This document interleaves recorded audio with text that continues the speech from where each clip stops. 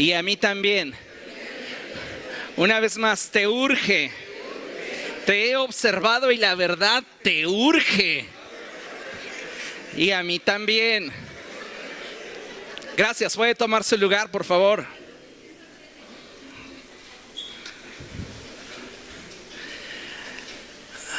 Vivimos en una sociedad en la que la vida se experimenta de forma muy acelerada. Pareciera que cada vez las 24 horas del día de las que disponemos son menos suficientes. ¿Siente eso? ¿En algún momento le pasa que quisiera días de 36 horas o días de 48 horas? Días en los que se levantó muy temprano, se durmió muy tarde y sin embargo parece que no hicimos nada. Bueno, esta situación cuando la llegamos a experimentar, la experimentamos principalmente por dos cosas. Número uno, somos ineficientes en lo que hacemos. No nos alcanzan nuestras 24 horas para disfrutar de la vida porque estamos viviendo de forma ineficiente. Eso es algo que no a muchos nos gusta escuchar. Pero la realidad es que Dios nos dio 24 horas para que durante esas 24 horas tuviéramos la posibilidad de descansar, de distraernos, de trabajar, de ser productivos. El problema es que cuando esas 24 horas no nos alcanzan, comenzamos nosotros a rezagarnos en cuanto a nuestros proyectos personales y aquellas cosas que para nosotros son de interés. Entonces, si las 24 horas con las que disponemos no nos alcanzan, esto nos está hablando de que estamos siendo ineficientes en cuanto a la forma en la que nos estamos administrando.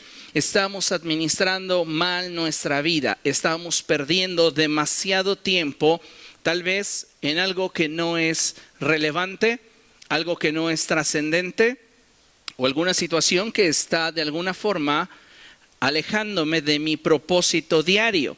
La segunda cosa que nos expresa el hecho de que esas 24 horas no nos sean suficientes es que estamos teniendo un exceso de actividades, las cuales no necesariamente son importantes. A veces sí nos administramos y por más que luchamos contra corriente, no nos alcanza el tiempo para hacer todo lo que tenemos pendiente. ¿Qué refleja esto? Que estamos teniendo un exceso de actividades y a veces estamos cargando con cosas que no deberíamos cargar. O sea, sí estoy administrándome correctamente, el problema es que estoy ocupándome de cosas que no son importantes. Por eso no nos alcanza el tiempo. La mayoría de las personas viven teniendo urgencia por alguna causa, cosa o relación. Lo cierto es que nada nace siendo urgente. Escuche con atención. Las cosas se vuelven urgentes en la medida que las descuidamos, mientras que son importantes. ¿Por qué alguna situación dentro de nuestras relaciones o dentro de nuestros intereses o anhelos se convierte en algo que ya nos urge? Me urge casarme, me urge divorciarme, me urge tener dinero extra, me urge otro trabajo. Me urge un aumento. ¿Por qué nos urgen las cosas si nada nace siendo urgente? Yo considero que llegamos a este punto de urgencia porque cuando las cosas son importantes, las descuidamos. No las atendemos por estar ocupados en otras cosas que son triviales o que simplemente no nos dejarán nada. A lo largo de mi experiencia ministerial, he visto en repetidas ocasiones cómo a muchas personas les interesan las soluciones rápidas y cómodas por encima de las soluciones permanentes. Vivimos en esta clase de sociedad. La gente quiere obtener resultados ya, a mi medida, a mi gusto y que no me duela. Y sabe, para obtener resultados permanentes, soluciones que trasciendan, necesitamos nosotros abrazarlas, comprometernos con ellas, en lugar de buscar la salida rápida y cómoda a aquellas situaciones que pudieran incomodarnos. Si usted se diera cuenta y supiera cuántas personas en consejería asisten esperando tener una solución inmediata a sus problemas, cuando lo que traen ya lo están arrastrando de años y a veces su problema de ahora no es precisamente algo que se ha estado experimentando en el presente. Es algo que se acumuló en el pasado y que ahora encontró un canal por el cual salir o una brecha por la cual expresarse. Y todo esto, amados hermanos, nos lleva por lo general a tratar de maquillar nuestra realidad y dejar de prestarle atención a aquello que de fondo lo requiere y que debería de contar con mayor atención de nuestra parte. En otras palabras, viviendo bajo esa perspectiva de querer soluciones rápidas y cómodas, simplemente tratamos de maquillar las cosas en lugar de llegar al fondo de ellas y solucionarlas. Queremos simplemente seguir aparentando que no pasa nada. En muchas ocasiones he tenido que asistir a personas que desesperadas buscan con urgencia un cambio en sus vidas, queriendo evadir el hecho de que, escuche, todo cambio para convertirse en algo permanente requiere de 3 cosas: proceso, tiempo, continuidad. Si usted quiere hacer un cambio en su vida, en sus hábitos, en sus emociones, en sus relaciones, en sus proyectos personales, en sus anhelos, necesita poner en ello tiempo, darle continuidad y sobre todo no evadir los procesos. Porque a veces lo que queremos es simplemente aparentar algo que no está sucediendo en nuestra vida y creemos que esa es la solución.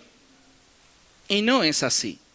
Necesitamos entonces comprometernos con aquel cambio que deseamos en nosotros.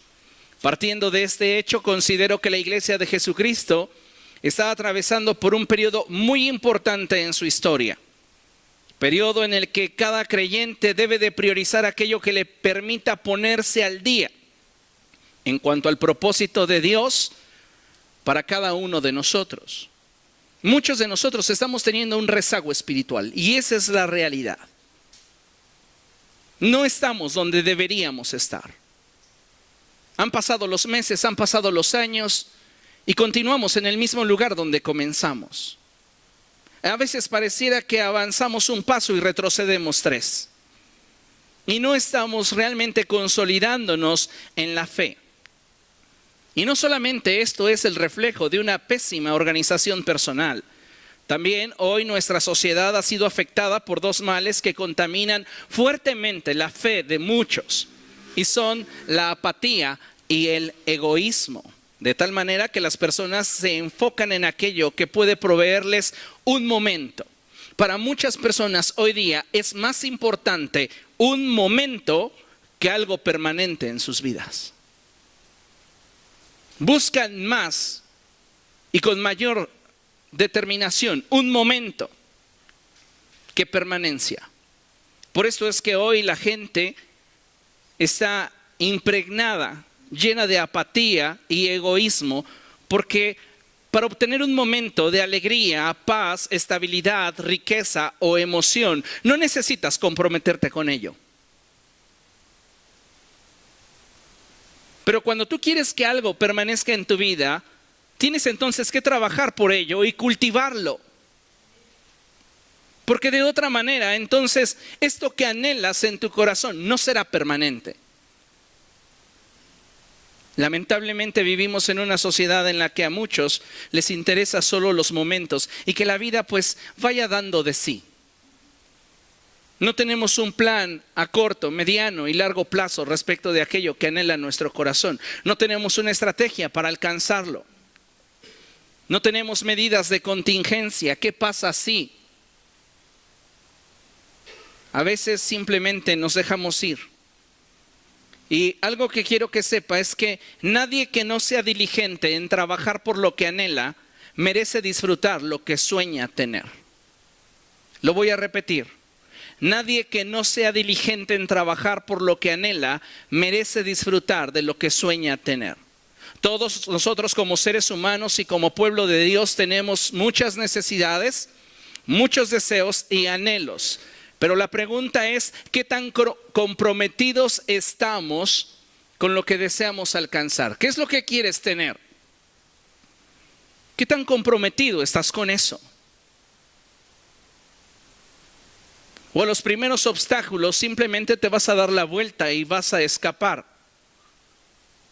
Mire, hablar de riqueza, hablar de paz, hablar de alegría, hablar de estabilidad, hablar de convicciones, no es algo que te puedan ofrecer los momentos. Te lo pueden dar por instantes, pero no permanecerá en tu vida. Tu vida será un vaivén si solo estás en búsqueda de momentos. Pero solamente si tú trabajas y cultivas, permaneciendo firme y fiel a la visión que tienes de lo que deseas alcanzar, es que en realidad podrás tener de forma permanente lo que anhelas. Escucha. Cuando no alcances tus metas, no busques culpables. Mira al espejo y pregúntate qué fue lo que te faltó. Cuando su servidor fracasa en algún área, cuando el resultado que obtengo no es el deseado, en lugar de estar señalando y buscando culpables en derredor, por lo general me paro frente a mi espejo y me cuestiono sobre qué cosas me faltaron.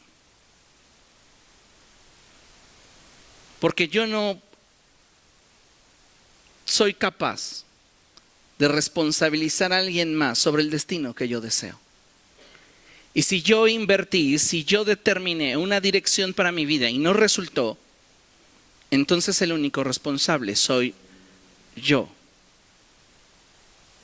El problema es que vivimos en una sociedad donde nadie quiere hacerse responsable de sus decisiones. Llevando esos aspectos tan importantes para el desarrollo de nuestra vida personal a un área aún más importante que la terrenal, es decir, llevándolos al área espiritual, podemos descubrir que ciertamente nos hacen falta muchas cosas. Dile al que tienes a tu lado, la verdad te urge. Y a mí también. Para muchos de nosotros, considero que muchas cosas han pasado de la categoría de ser importantes a urgentes. Y sabe una cosa, de no hacer los cambios necesarios en nuestra vida, el alcanzar lo que anhelamos y lograr obtener un desarrollo espiritual estable y una eternidad garantizada con Cristo será simplemente imposible. Yo no sé cuántos de nosotros llegaremos a nuestra edad adulta y nos recriminaremos el hubiera. ¿Y si hubiera? ¿Cómo estamos viviendo ahora? ¿Qué cosas en nuestra vida urgen? Porque en nuestra vida espiritual, sin duda, muchas cosas nos faltan. Pero hay una que deberíamos de prestarle más atención y es la que considero que a todos nos urge. ¿Qué nos urge como pueblo de Dios? Considere lo siguiente. Considero que todo creyente debería tener una urgencia y es la de experimentar en su vida un avivamiento personal que lo saque de la muerte espiritual y lo impulse a servir a Dios y vivir para Él. Porque hoy día muchas personas no están comprometidas con la fe, porque no tienen convicciones, porque viven de momentos. Su relación con Dios no es otra expresión que un culto de fin de semana. Nos hace falta, nos urge tener un encuentro con Dios y experimentar un avivamiento real en nuestra vida. No hablo de un avivamiento a nivel generalizado, hablo de un avivamiento personal. Porque cuando hablamos de algo generalizado, siempre habrá quienes no trabajen y esperen recibir lo mismo. ¿Recuerda usted los trabajos de escuela? Cuando decía el profesor, esto es para el equipo, siempre hay alguien en el equipo que no trabaja. Pero al final está esperando la parte proporcional que corresponde al trabajo de equipo. Por eso es que no hablo de un avivamiento generalizado. El que tu vida experimente un avivamiento de parte de Dios es una responsabilidad completamente personal tuya. Y sabes, yo creo que esto debería de ser para todos los creyentes una urgencia. El problema es que en muchos casos no nos urge. Es más, ni siquiera nos importa. ¿Por qué? Porque estamos muertos. Por eso no servimos a Dios en ninguna área dentro de nuestra iglesia local. Por eso no nos comprometemos con nada referente a la iglesia. Tratamos a la iglesia como si fuera un hotel y a Dios como si fuera una prostituta. No nos comprometemos fielmente con Él, fielmente con nuestra casa. Y eso es triste, porque nosotros, los que decimos creer en Jesús, los que decimos tener al Espíritu Santo en nuestra vida, deberíamos ser la gente más comprometida con su fe sobre la faz de la tierra. Y sabe una cosa, a veces es vergonzoso la manera en la cual estamos desenvolviendo o desarrollando nuestro cristianismo. Tal vez usted se pregunte, bueno, pastor, ¿y por qué está generalizando si yo no estoy tan mal? Sabe, quizá yo cometa un error al generalizar, pero al ver el estado actual de la iglesia y observar fríamente las estadísticas y los números, puedo decir que la iglesia y en particular cada creyente necesita con urgencia un avivamiento personal. Le hablo un poco de las cifras. Escuche con mucha atención. ¿Sabía usted que en una iglesia del 100% de congregantes, solamente cerca del 20% de personas son fieles con sus diezmos y ofrendas? 8 de cada 10 no diezman. 8 de cada 10 no ofrendan. ¿Sabía usted que en una iglesia del 100% de congregantes, cerca del 30% son fieles a Dios en su servicio? Es decir, 7 de cada 10 son parásitos dentro del cuerpo de Cristo. No hacen nada. No están sirviendo en nada. No están comprometidos con nada. ¿No necesitaremos un avivamiento? En una iglesia del 100% de congregantes, cerca del 40% acude con regularidad a los cultos de adoración. Solo el 40% podríamos decir que forma parte dentro de la membresía fiel de una congregación. ¿Qué pasa con el otro 60%? ¿Hasta que su agenda se lo permite? ¿Hasta que sus ganas le impulsan? ¿Hasta que sus compromisos familiares o de distracción se lo permiten?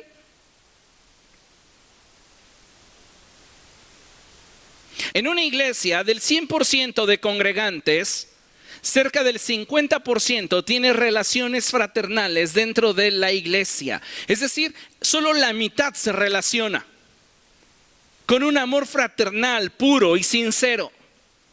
El otro 50% no cree en la amistad dentro de la iglesia.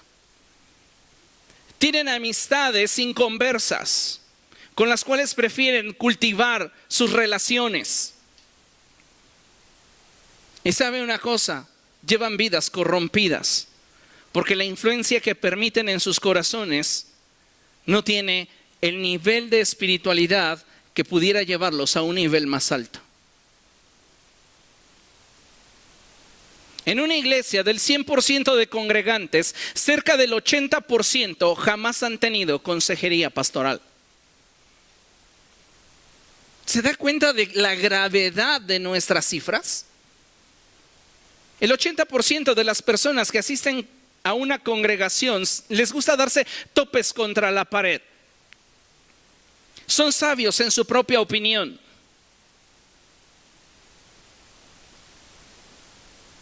En una iglesia del 100% de congregantes, cerca del 90%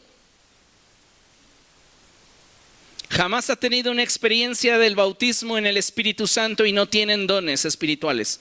No manifiestan dones del Espíritu Santo. 90% de la iglesia, solo 1 de cada 10 habla lenguas, profetiza, sana enfermos, interpreta, tiene palabra de sabiduría, palabra de ciencia o fe.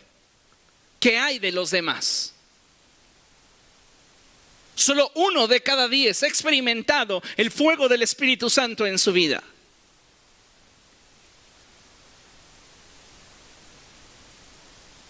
No he visto creyentes desesperados por tener el fuego de Dios en su vida.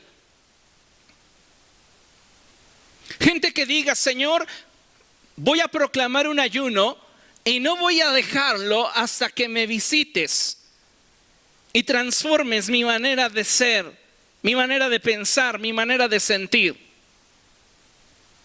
Muchos de nosotros estamos conformes con asistir mediocremente a la iglesia. Y sabe una cosa, eso no le va a llevar a ningún lado. En una iglesia del 100% de congregantes, cerca del 100% cree que llegará al cielo. Con estos números.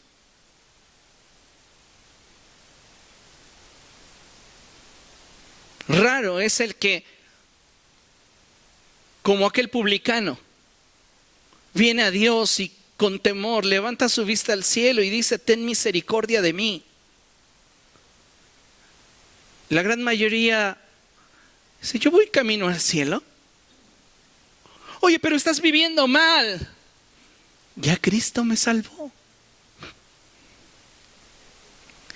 Escuche, los muertos no se conmueven ante ninguna circunstancia. Si a una persona cuando fallece la visten de forma inadecuada, no le preocupa. Si le pusieron la combinación que más odiaba mientras vivía, no le preocupa, no le afecta. Esa a veces es la condición de muchos cristianos hoy día dentro de la iglesia. No les importa no sentir la presencia de Dios. No les interesa en los tiempos de adoración poder conectarse con el cielo. No les interesa vivir de una forma más comprometida con su comunidad. No les interesa ser luz y sal en el lugar donde se desenvuelven. Con vergüenza lo digo, muchos de nosotros ni siquiera hemos dado testimonio para que otros siquiera se interesen en Jesús. Ya no te estoy hablando de repartir folletos, no te estoy hablando de predicarle a cuanta gente se cruza en tu camino. Estoy hablando de inspirar. Y lamentablemente muchas veces eso lo dejamos de lado. Los muertos no se conmueven ante ninguna circunstancia y eso debería alertarnos si hasta este momento el tener un encuentro sobrenatural con Dios no ha sido nuestra prioridad. ¿Sabes qué es lo más triste? Cuando recordamos nuestro ayer y sentimos que fueron los mejores momentos de nuestra vida. ¿Qué me dice eso? Que donde me encuentro ahora es el resultado de una mala decisión.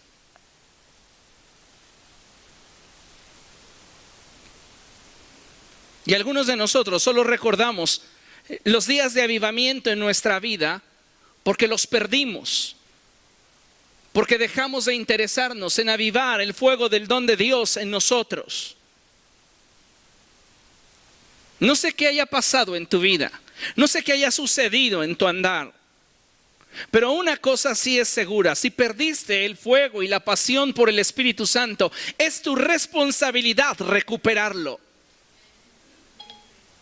Si es que en realidad te interesa. Creo con todo el corazón que si nos exponemos a Dios y permitimos que Él nos transforme, seguiremos creyendo. Si no nos exponemos a Dios y no estamos permitiendo que Él nos transforme, seguiremos creyendo que estamos bien, aunque la palabra de Dios nos repruebe. ¿Qué necesitas? Exponerte a Dios y dejar que Él te transforme. Ese es el fundamento, esa es la base de lo que yo considero que es el inicio de un avivamiento personal. No puede haber exposición si no hay verdadero compromiso. Miren lo que dice la Escritura. Vamos juntos a Apocalipsis capítulo 3. Apocalipsis capítulo 3 y vamos a leer los versos del 1 al 3.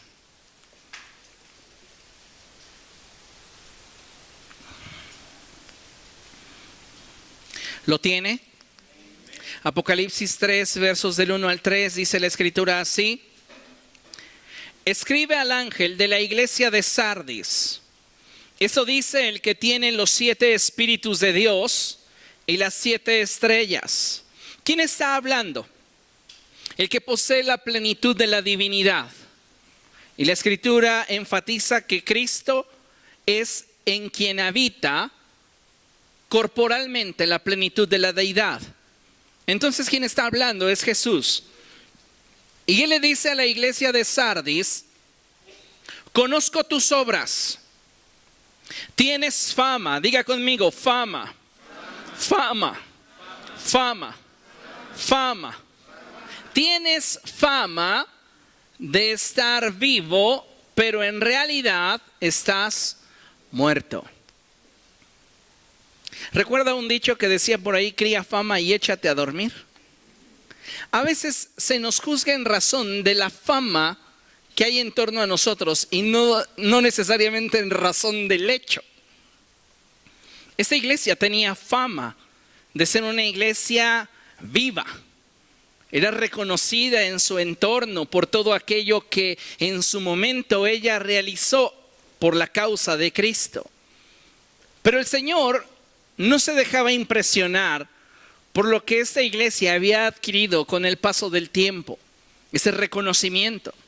Él, mirando lo más profundo del corazón de la iglesia, se daba cuenta de una cosa, y es que ésta estaba muerta. ¿Cuántos de nosotros podríamos tener fama de estar vivos y en realidad estar muertos? ¿Cuánto tiempo llevamos en Cristo?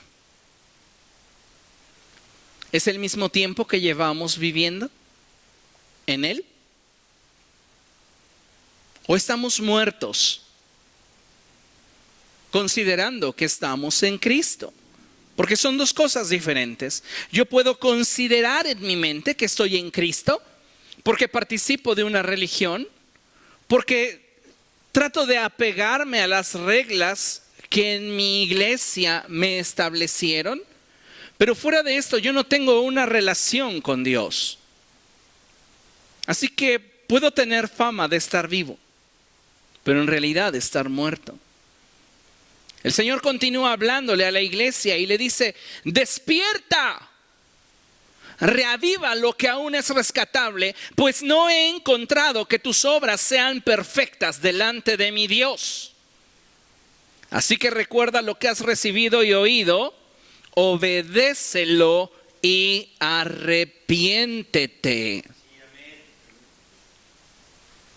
Un cristiano que no tiene pasión por Dios está inmerso en uno de los pecados más peligrosos que pudieran tener en su vida. Porque la Escritura expresa cosas como estas: mejor te sería que fueras frío y no tibio. ¿Por qué a los ojos de Dios tiene más posibilidad de ser rescatada una persona fría que una tibia? Porque la tibia, estando muerta, no se percata de su necesidad. Pero un frío, alguien que está lejos de Dios, al ver su condición, al estar expuesto a Dios, tiene la posibilidad de reaccionar. El problema de muchos de nosotros es que estamos viviendo en tibieza, una tibieza mortal, porque nos creemos vivos al tener una relación en Cristo, aunque no cultivemos esa relación.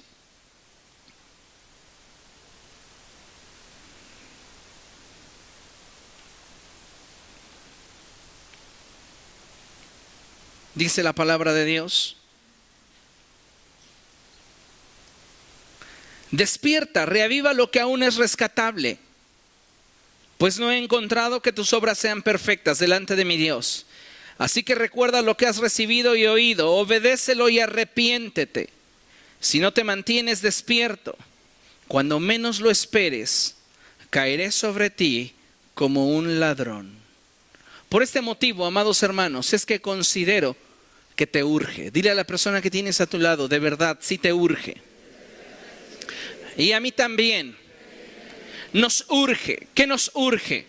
Un avivamiento personal. Necesitamos un avivamiento de parte de Dios. No necesitamos más programas que nos entretengan. No necesitamos una predicación en la cual el pastor me haga reír más repetidas veces. No necesito una predicación en la cual el expositor suba a hablar de su vida. Necesito que Dios hable a mi vida. Solo Dios puede transformar y cambiar nuestra vida. Solo a través de un avivamiento personal es que nosotros podremos mirar a cara descubierta a Dios. Y solo entonces podremos entender qué es lo que Dios quiere de cada uno de nosotros. Y esa revelación no será entonces solo conocimiento o información, sino que será una pasión, una convicción que me mueva. Diga conmigo, que me mueva. Mira, cuando tienes convicciones, si tienes una pasión real, eso te mueve. Las personas que tienen pasión por el fútbol y que forman parte de un club llanero, salen del trabajo cansados, fastidiados, pero tienen partido. Y mire, se llevan el uniforme en la mochila. Tal vez ni siquiera van a jugar porque todavía son reservas. Pero están ahí, al pie del cañón, por si se les necesita. ¿Y cuántos de nosotros menospreciamos invertir nuestra vida espiritual en aquel que lo dio todo por nosotros? A veces así nos pasa en la vida. Hay quien puede darlo todo por ti y tú no valorarlo. Cuando hay pasión, esta te mueve a hacer cosas que no harías por nadie más. Cuando hay convicciones, te mueves del lugar. Porque ¿quién te puso una pistola en la cabeza para hacer lo que hiciste? ¿Qué te movió? Una convicción, una pasión. En las cosas de Dios sucede igual. ¿Por qué no nos movemos? ¿Por qué no nos involucramos? Mire, podría yo predicarle más fuerte. Podría ser un pastor más duro. Pero yo creo que cada uno de nosotros reacciona en la medida de la revelación, convicción y pasión que siente por Jesús. La realidad es que muchos de nosotros, siendo honestos, no amamos a Jesús como decimos amarlo. Nos cae bien el chavo. Murió por mí en la cruz siendo joven. Por eso me atrevo a decir que estaba chavo. 33 años, teniendo una vida por delante. ¿Quién te entrega los mejores años de su vida y simplemente espera a ver tu respuesta? Solo alguien que en realidad tiene una pasión y una fuerte convicción. Y eso es lo que Jesús sintió por nosotros. El problema es que a muchos de nosotros solo nos simpatiza. A veces lo entregas todo, lo das todo, lo arriesgas todo. Y al final lo único que logras es un, me caes bien. Eres agradable, pero no hay más. ¿Estamos tratando así el reino? ¿Solo estamos para el reino cuando nos conviene, cuando nos vemos beneficiados? Me encanta cuando los discípulos de Jesús usan a su madre para tratar de convencerlo de que cuando Jesús reine, uno se siente a su derecha y el otro se siente a su izquierda. Y Jesús les dice de entrada, ¿saben qué? No me corresponde a mí designarles el lugar. Eso es algo que mi Padre hará en su sola potestad. Pero les pregunto, ¿pueden beber la copa que yo beberé? Y ellos dicen, sí podemos. Ellos están tan comprometidos con Jesús que no solo quieren estar con Él en las buenas. Dicen, vamos a estar contigo aun cuando la barca se nos esté hundiendo. Y Jesús, que mira su corazón, les dice, ciertamente la copa que yo beberé, ustedes la beberán también. Con lo cual Jesús les profetiza que ellos morirán siendo mártires por causa de Él. ¿Hasta qué punto estás comprometido con tener una relación con Dios tal que te lleve a experimentar un fuego nuevo en tu interior, una pasión que te mueva? Nadie que está enamorado es indiferente.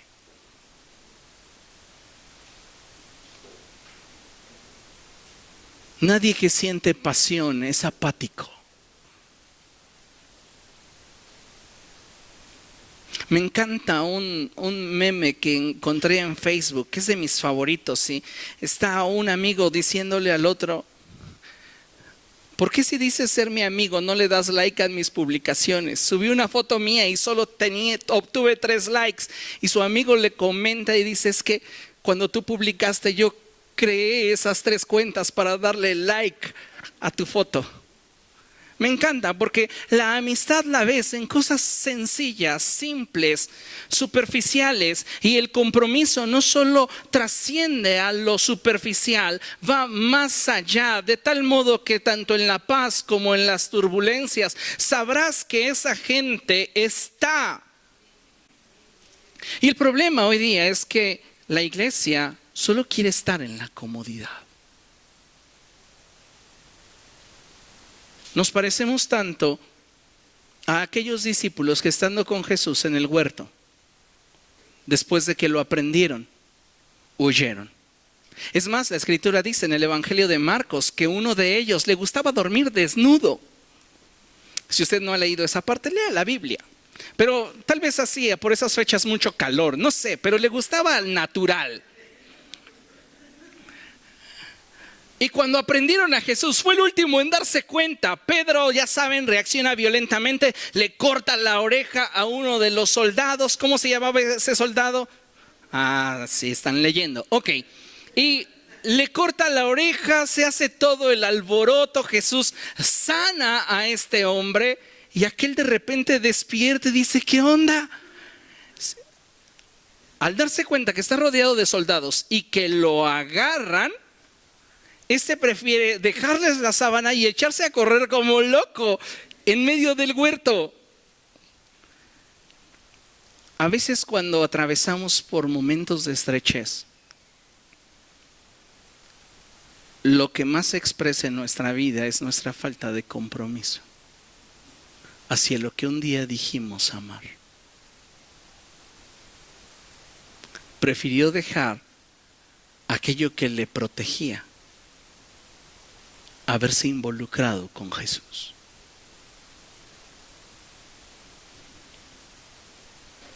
Nos surge una pasión que nos mueva, que nos lleve a agradarle. Y algo que debe de saber es que solo Dios, a través de su palabra y su Espíritu Santo, tiene la capacidad de darnos vida e impulsarnos hacia su voluntad. La naturaleza pecaminosa no quiere, no desea orar, no desea buscar de Dios, no quiere leer la Biblia. ¿Quién lo puede provocar en mí? Dios. Dios es el único que a través de su palabra y su Santo Espíritu tiene la capacidad de darnos vida e impulsarnos hacia la voluntad de Dios. Jamás debemos de perder de vista, amados hermanos, el hecho de que la voluntad de Dios para nosotros siempre es buena, agradable y perfecta. La voluntad de Dios para ti es buena, agradable y perfecta. A veces es dolorosa, a veces es difícil de asimilar, pero cuando tú te has comprometido con algo, oras por eso. Y Dios de alguna manera te responde. Dicho sea de paso, estamos ya a pocos días de que termine el periodo que Dios nos mostró hace tiempo respecto de la respuesta que Él tenía hacia nuestras necesidades. Ese periodo termina el 10 de mayo. Yo espero que Dios ya te haya dado la respuesta.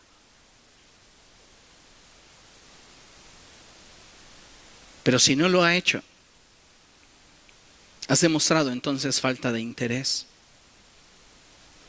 en saber qué dirección tomar.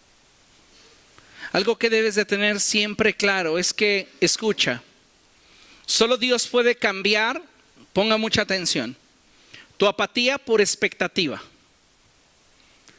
tu incredulidad por fe, tu indiferencia por interés, tu tacañería por generosidad, tu falta de amor y amargura por amor verdadero y puro, tu religiosidad por una relación, tu pecado por santidad, tu carnalidad por consagración, tu inconformidad por paz, tu frustración por contentamiento, tu angustia por seguridad, tus problemas por libertad. Solo Dios. Hay un hermoso canto antiguo que decía la letra: solo Dios hace al hombre feliz. Cuando tú experimentas un avivamiento personal en tu vida, descubres la plenitud de aquel que te ha amado con un amor perfecto e incondicional. Los seres humanos te pueden traicionar, te pueden fallar, te pueden dar la espalda, pero Dios permanece fiel para siempre. Así que consideremos el hecho de que no existe una fuerza más poderosa en el ambiente espiritual para neutralizar el potencial de un creyente que aquello que logra someterlo. No podemos decir es que la fuerza más poderosa en el ambiente espiritual es esto. No, no necesariamente. Es lo que logra someterte. Y si algo te somete es porque voluntariamente te sometió. Es decir, de acuerdo a lo que Santiago enseña en su epístola, nosotros tenemos la capacidad de poder resistir la tentación. De acuerdo a lo que Pablo expresa en su carta a los Gálatas, nosotros determinamos por qué cosa nos dejamos vencer. Ya Cristo nos libertó para que vivamos en libertad. Por tanto, no nos sometamos nuevamente. Habla de voluntad. Entonces, ¿cuál es la fuerza más poderosa en el ambiente espiritual? Aquella que logró seducirte y bajar la guardia. Es a lo que realmente eres vulnerable. ¿Qué te hizo bajar la guardia?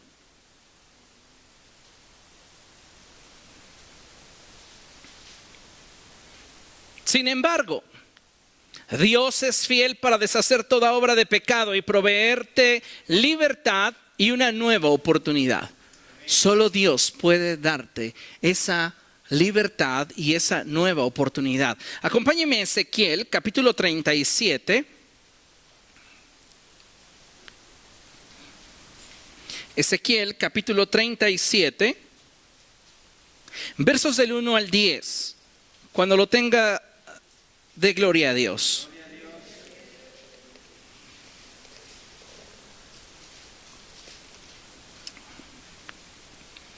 Ezequiel 37, versos del 1 al 10, dice así la escritura: la mano del Señor vino sobre mí, y su espíritu me llevó y me colocó en medio de un valle que estaba lleno de huesos.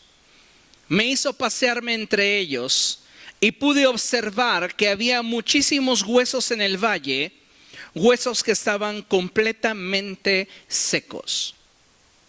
Me encanta la manera en la cual Dios inspira a Ezequiel para narrar la experiencia sobrenatural que Dios le está permitiendo tener. El punto aquí inicial es que esta situación de la cual atestigua Ezequiel no es él quien la provoca, es Dios.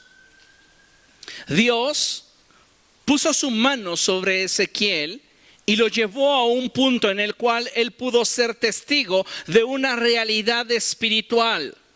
La realidad espiritual de la cual él pudo ser testigo es que el pueblo de Israel, y quiero aplicarlo ahora a la iglesia, parece como un ejército que ha sido neutralizado y que ahora sus sueños, sus anhelos son solo historia de lo que un día pudo ser.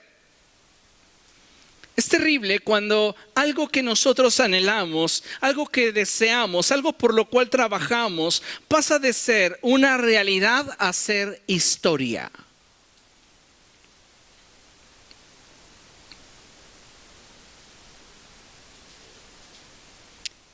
Si lo que tú anhelas en tu vida no lo cuidas, no lo proteges, no lo cultivas, no lo trabajas, pasará a ser historia, aunque hoy lo disfrutes.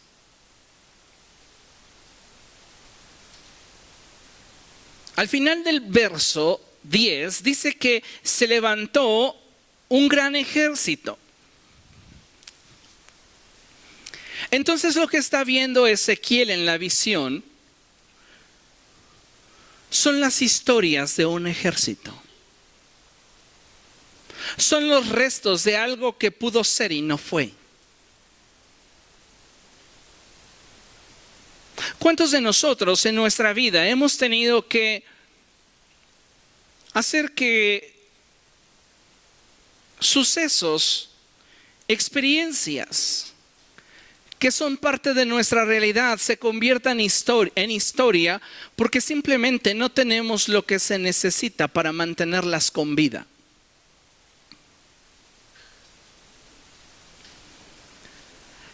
Ezequiel está en medio de un valle de huesos y él observa que están completamente secos. La iglesia actualmente necesita urgentemente de un avivamiento.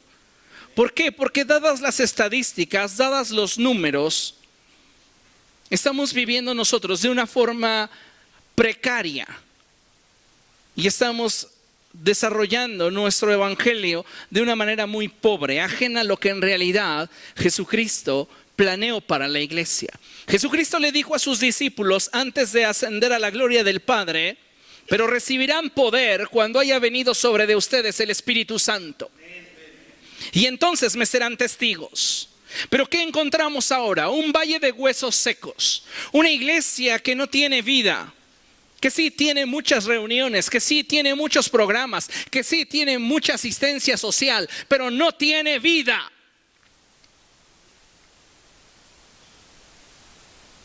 Necesitamos nosotros tener una relación con Dios para que el Espíritu Santo entonces sea el que comience a tomar el control de nuestra vida. Me encanta la manera en la cual Dios nos revela su carácter.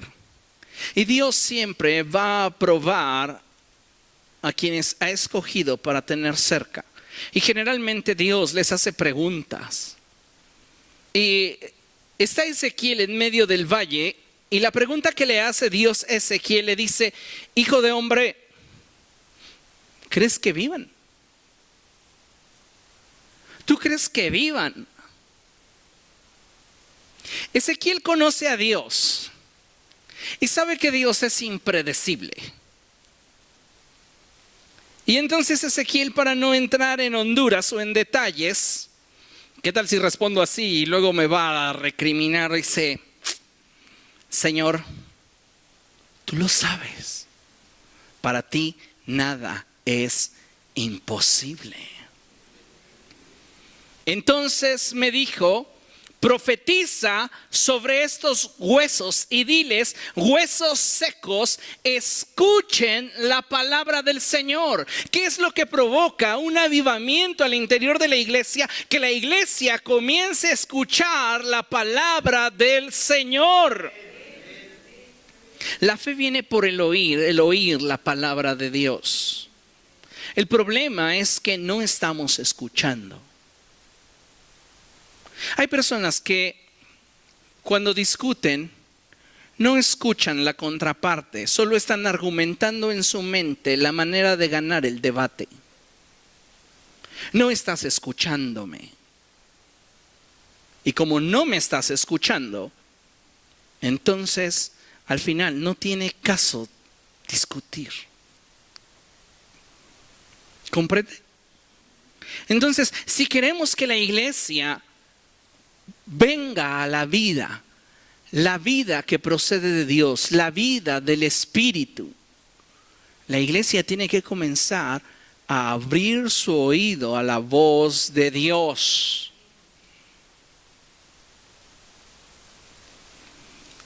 Así dice el Señor Todopoderoso a estos huesos.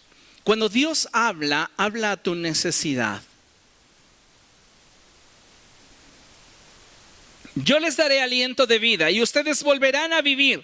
Les pondré tendones, haré que les salga carne y los cubriré de piel. Les daré aliento de vida y así revivirán. Entonces sabrán que yo soy el Señor. Tal y como el Señor me lo había mandado, profeticé. Vea qué importante es que un ministro del Señor sea fiel a la palabra de Dios. Eso es vital en un ministerio enfocado en edificar la vida de otros. Porque a veces sucederá que lo que predicamos nos confronta de manera personal. Pero mientras que el predicador sea un canal a través del cual la palabra de Dios puede fluir sin compromiso personal alguno, es que puede bendecir. Pero cuando nosotros como ministros comenzamos a decir, ay, este tema no lo toco porque entonces me voy a pisar mis callos, no estamos siendo eficaces en aquello lo cual Dios nos llamó. Tal y como el Señor me lo había mandado, profeticé. Ezequiel predicó lo que Dios le dijo que predicara.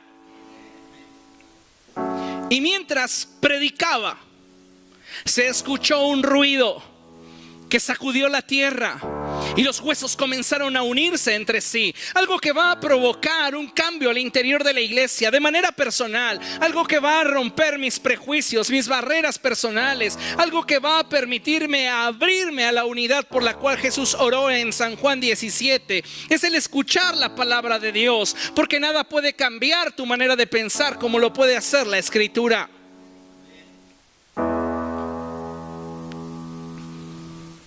Me encanta la expresión cuando Ezequiel dice, y mientras predicaba se escuchó un ruido.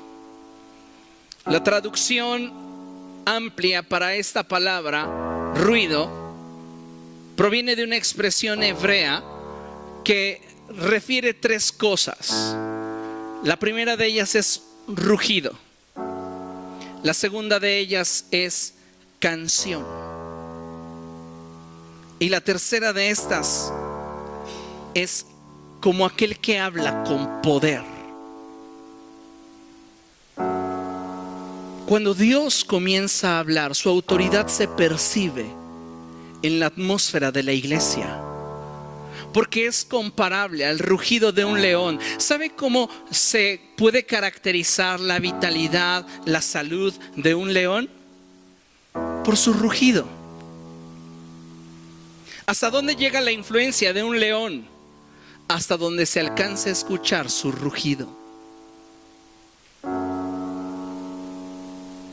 Cuando Dios habla, su palabra tiene la capacidad y el potencial de alcanzar lugares que nosotros ni siquiera nos imaginamos. Trasciende a las fronteras, trasciende a nuestro entendimiento.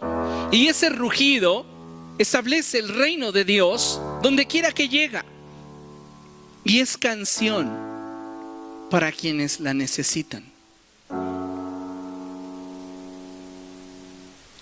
Y dice la Escritura, yo me fijé, verso 8, y vi que en ellos aparecían tendones y les salía carne y les recubría la piel, pero no tenían vida. Algo le interesa al profeta, algo le llama la atención al profeta, y es el hecho de que si bien esos huesos, esas historias, esos soldados, ese ejército está reaccionando a la voz de Dios, pero no ha terminado su proceso.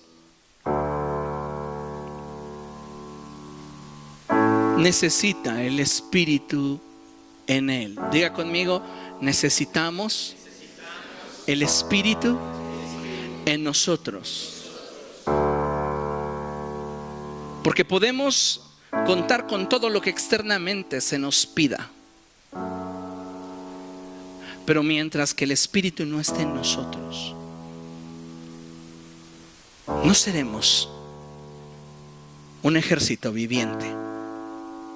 Entonces el Señor me dijo: profetiza, hijo de hombre, conjura al aliento de vida y dile: esto ordena el Señor omnipotente, ven de los cuatro vientos y dales vida a estos muertos para que vivan. Yo profeticé tal como el Señor me lo había ordenado, y el espíritu de vida entró en ellos. Entonces los huesos revivieron y se pusieron de pie. Era un ejército numeroso. Lo que en un principio, lo que en el verso 1 ya no tenía futuro, en el verso 10 es el inicio de algo mejor. A veces los procesos de Dios son dolorosos, a veces serán difíciles de asimilar, pero siempre que estés dentro del propósito, puedes estar seguro que estos te llevarán a algo mejor. Pero necesitas un avivamiento en tu corazón, la presencia del Espíritu Santo en tu interior, esa presencia que te haga percibir la realidad de tu necesidad espiritual de Cristo. No puedo simplemente pensar que a través del activismo, a través de muchas ocupaciones durante mi día, estoy haciendo lo que realmente es importante. Tal vez me he estado ocupando de cosas que solo consumen mi tiempo, pero no son realmente importantes para donde yo me quiero mover, para lo que yo quiero de mi vida, para lo que yo estoy buscando obtener de Dios.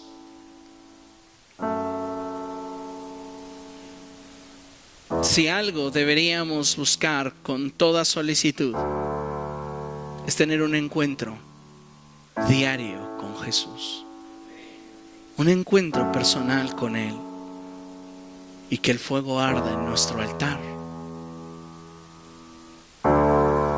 ¿Cuánto de Dios hay en ti?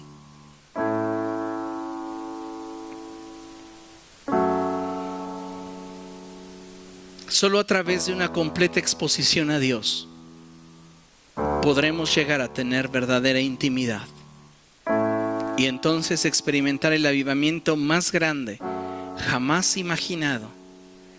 El avivamiento que no solo traerá, escuche, la sensación de tener el fuego de Dios en nosotros. El avivamiento del que te hablo no solo traerá sensaciones en tu cuerpo, temblores, sentir el fuego. Eso es secundario.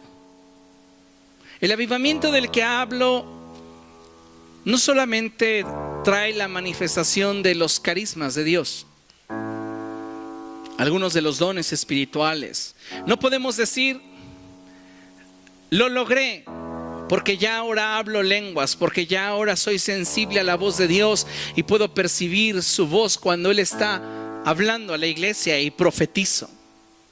No, el avivamiento del que te hablo produce algo más profundo que eso. Produce reformas en nuestra mente, corazón y estilo de vida. Es lo que necesitamos. Pero mientras que para ti no sea urgente, porque ya lo debería ser, porque no lo hicimos cuando era importante, nada va a cambiar. Seguiremos siendo un grupo de religiosos nominales, pero no habrá más. Concluimos con esta porción en Efesios capítulo 3, verso 19. Le vamos a dar lectura en la Nueva Traducción Viviente. Y me encanta la manera en la cual esta traducción nos plasma el pensamiento del apóstol. Y dice: es mi deseo que experimenten el amor de Cristo, aun cuando es demasiado grande para comprenderlo todo. entonces serán completos con toda la plenitud de la vida y el poder que proviene de Dios. La plenitud se encuentra en Cristo. Lo que realmente puede transformar tu vida se encuentra en Jesús y un encuentro íntimo con su Espíritu. ¿Cuánto tiempo más vas a esperar para que tu vida, que es semejante a esos huesos secos, venga a estar donde Dios quiere que esté? ¿Qué debo de hacer? Provoca encuentros con Dios. Pídele que avive en tu corazón la pasión, pero no una pasión dominguera, no un sentir de momentos. Trabajemos por algo que permanezca, que valga la pena conservar en nuestra vida. Porque lo que no vale la pena conservar simplemente al paso del tiempo, al paso de los días, se desecha. Y no más. Póngase de pie, vamos a orar.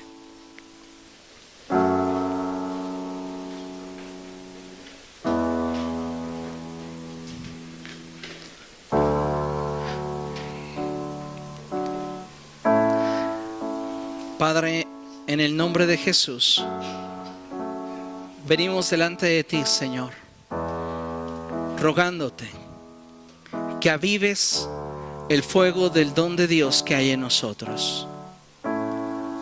Trae un avivamiento a mi vida, Espíritu Santo. Yo necesito tu fuego en mi interior. Yo necesito, Señor, tu presencia dentro de mí. No quiero conformarme. No quiero vivir a medias. Tú, Señor, conoces todas las cosas y sabes en realidad dónde me encuentro. ¿En qué posición está mi corazón respecto de ti? Pero hoy te pido que me ayudes. Porque me doy cuenta que si algo en esta vida me urge, es tener un encuentro sobrenatural contigo.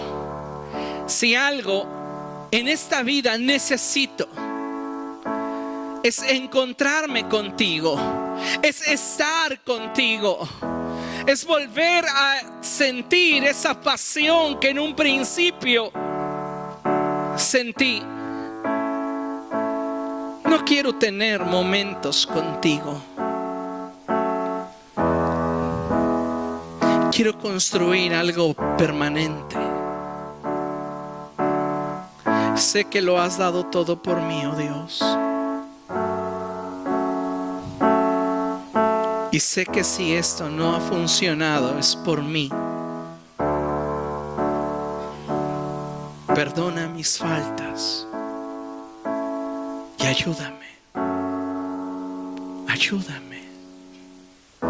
Ayúdame, oh Dios.